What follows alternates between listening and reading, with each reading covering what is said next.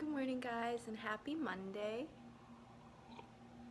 I am just having my coffee right now. So I got some feedback, and a couple of you guys said that you really miss my vlogs. So I thought I would vlog today because I don't really have much planned. So I was just gonna fill the day doing little random things and stuff. Hey guys, so I just finished a quick workout at the gym. I haven't done my circuit training or conditioning in a really long time because I was focusing on yoga for a bit. And after only three so I did 3 different circuits and 3 run-throughs each of each circuit. But I feel dead right now. So I have washed up and everything, dry shampooed my hair, and I'm getting ready to go to the library. I'm just wearing this like really comfy shirt, a bralette, glasses obviously, and yeah, and just some jeans. I'm someone actually who never used to like wearing jeans, but this year I really started wearing them like all the time. I think the key is to really just find jeans that are comfortable and that are easy to wear and that suit your style. For me, I have 3 pairs that I love. So this one is from Ann Taylor Loft, I think, and they're kind of like a mid to high rise jean, so they're not quite like a high-waisted jean, but they're just super comfortable because I hate feeling like my butt crack is gonna be exposed. Like, I'm sorry to be vulgar, but I feel like a lot of like Abercrombie and Hollister jeans were always like that when I was in middle school and high school. So I like that these are nice and full coverage. And then I have 2 Madewell jeans. They're the skinny jeans from Madewell, and they're awesome. Like, they retain their shape when you wash them.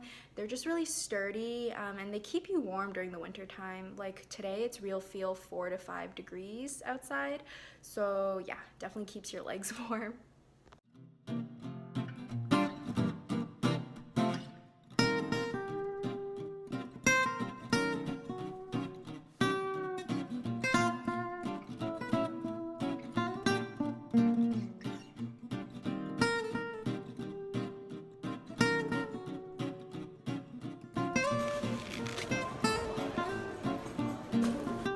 So like, I already ate this, but I wanted to talk about these. These are dry roasted edamame, and they're the spicy wasabi flavor. I got, I think it's like a box of 12 of these mini packs from iHerb. And they're a pretty high protein snack. There's like 10 grams of protein, and for someone who doesn't really focus a ton on getting protein, it's just nice to like sneak it in every once in a while. So this is why I love going to the Asian market. You can buy so much for so cheap. So granted, you're not gonna buy things like kale there because they don't usually have kale, but I just thought I'd show you guys like some of the stuff I got. So let's start here. I got, besides the kale, I got Chinese eggplant, a bunch of bell peppers. Ooh, gotta make sure I use these up quickly. Fuji apples, watercress, king oyster mushrooms. If you've never tried these mushrooms, they're so good. Like, if you just lightly stir fry them in some sesame oil, oh my gosh, they have like the most beautiful buttery texture. 2 packs of sugar snap peas, a huge head of Napa cabbage, bok choy, more bok choy, celery. Hold on. Just cleaning some of this stuff away. 2 big packs of tofu. What else did I get? I got coconut milk, water chestnuts, 2 packs of this. It's veggie noodle soup, like ramen, but it actually is vegan as well, coincidentally. Plus like a bunch of Korean snacks. Oh my gosh, like Jolly Pong, one of my favorite. They're basically like a puffed rice cereal.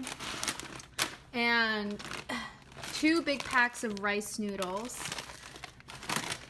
peanut sauce, rice paper, rolls. What else did I get? Oh, I got a bunch of Korean/Japanese sweet potatoes right there. I don't know if it's gonna focus. Why won't you focus? Okay, cool. Oh, there we go. And 2 giant kabocha squash. I know that I moved through that pretty quickly, but for the amount of stuff I got, I was expecting to pay like $100 just because the grocery stores that are near me tend to be pretty expensive, and on average I'll spend like $70 to $80 for 2 weeks. So that's about $35 to $40 a week, because I go grocery shopping about every 2 weeks, but all of that was only $65. And considering the fact that a lot of them are specialty items too, I was so pleased with that. I personally don't make it out to my local Asian market very often just because it's a little out of the way. But when I do have a chance to, I like to go and stock up on staples. So you saw that I got the ramen noodles. I got a bunch of sauces and marinades.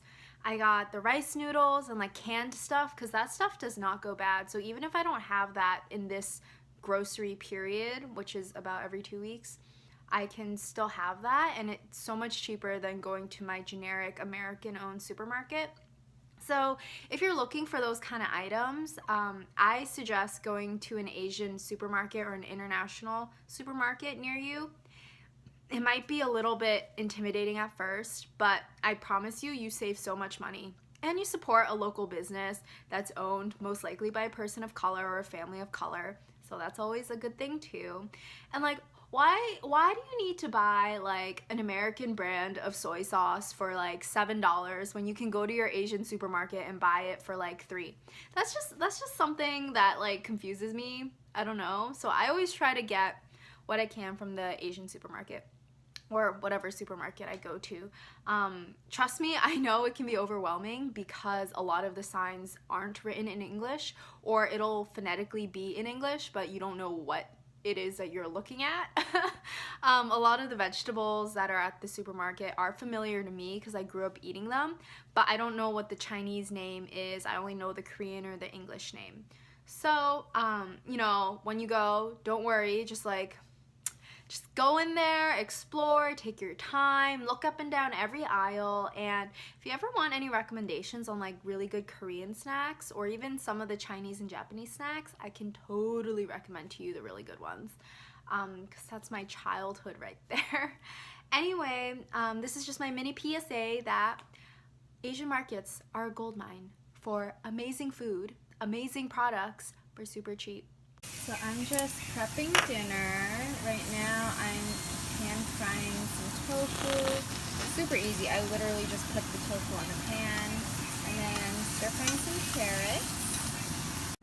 So here I have some fresh chopped cilantro and watercress, some blanched, I don't know what vegetable this is, but it's like a stem and leaf vegetable, some blanched kale, my tofu, my carrots, and then just some leftover stir fry. And in this wide pan, I'm gonna put in some hot water and then cook up my little rice flour rolls, rice paper rolls, spring roll wrappers. Yeah, you can find these at any generic Asian market.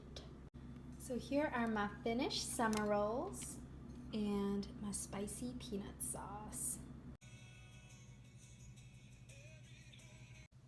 Hey guys, so I just kind of wanted to talk about kind of where I am spiritually. I found that this semester I have not been doing much quiet time. I haven't been going to church, and you know, my relationship with the Lord has not been a priority, and I know that has to change.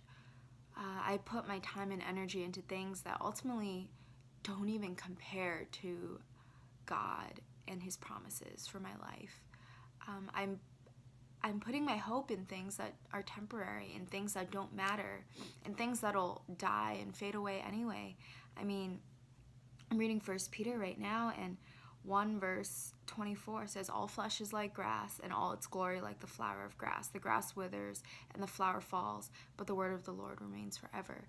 So it just got me thinking, you know, what am I spending time on? Because those are the things that I'm ultimately putting my hope in.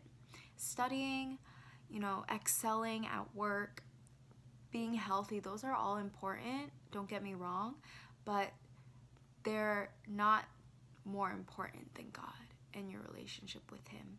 And, you know, 1 Peter is all about putting our hope in the living hope in Jesus and what it looks like to do that, especially in the face of suffering and how to live our lives.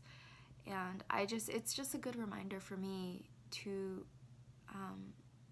continue to trust in the Lord and do that through my actions. So, really meditating on His Word and letting it lead me in my life.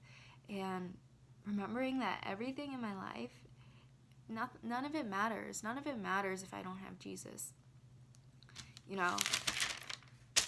So, yeah, my identity isn't really my own anymore. When I put my faith in Jesus, I became God's beloved. I became part of His family, and that is my true identity. And I so easily have forgotten that in the face of, difficulty, in the face of challenges, and even in the basic lull of everyday life. I've forgotten who God is, and in that I have forgotten who I am.